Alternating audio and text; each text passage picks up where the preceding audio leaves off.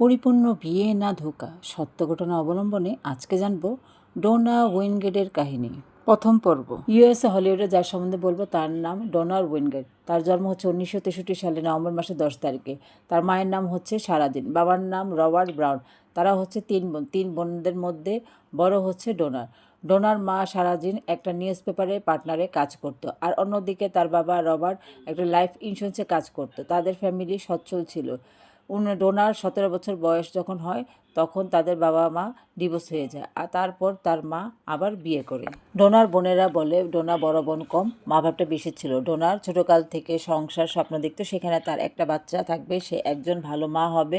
ডোনা যখন 24 বছর বয়স একটা অপারেটিং রুম টেকনিশিয়ানের কোম্পানিতে চাকরি করত।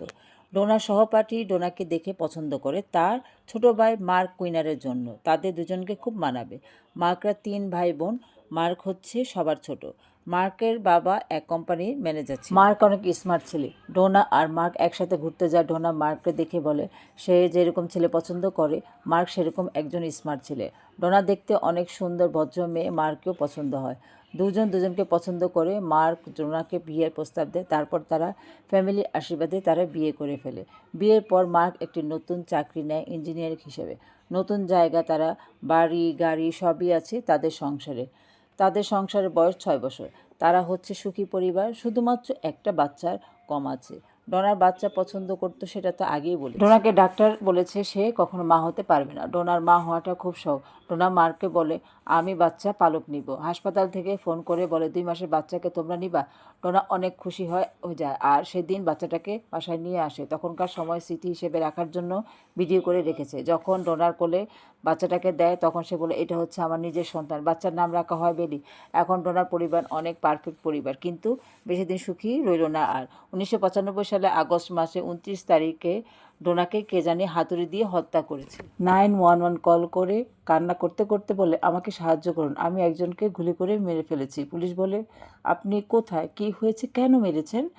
মার্ক বলে একটি লোক আমার ওয়াইফকে হাতুড়ি দিয়ে মারতে মারতে হত্যা করেছে। আমাকে বাঁচানোর জন্য তাকে আমি মাথায় গুলি করি। কলে কথা বলতে বলতে কল একসময় কেটে যায়। আবার কল করে পুলিশকে। পুলিশ বলে কল কেটে দেন কেন? মার্ক বলে সরি, আমি আমার ওয়াইফকে কোলে নিয়ে বসে আছি। পুলিশ বাসায় এসে দেখে ফ্লোরে পুরো রক্ত দিয়ে ভরে আছে। একপাশে একটি লোক গুলি খেয়ে পড়ে আছে, টেবিলে একটি বন্দুক, আর ফ্লোরে একপাশে ডোনা অচেতন অবস্থায় পড়ে আছে।